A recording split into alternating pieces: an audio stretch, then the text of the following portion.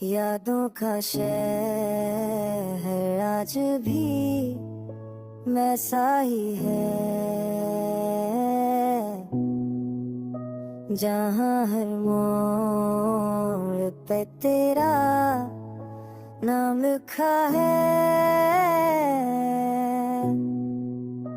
میں نے مٹانے کی بہت کوشش کی، پر دل نے کہا یہ میرا جہاں لکھا ہے۔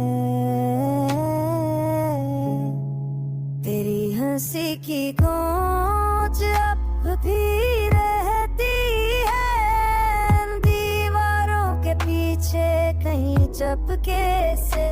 میں ہر رات جاگتا ہوں تیری یاد میں، اور چاند دیکھتا ہوں تیرے چہرے جیسے۔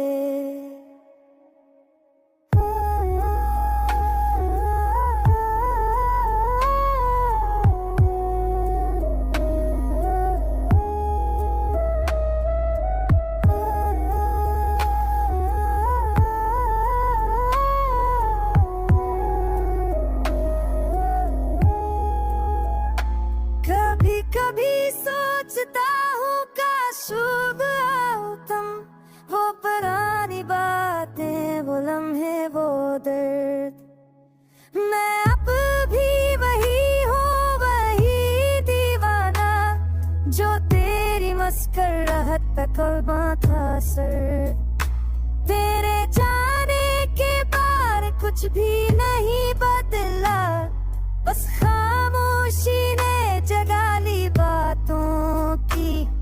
اب ہر موسم بے رنگ سا لگتا ہے، اب خوشبو نہیں آتی راتوں کی۔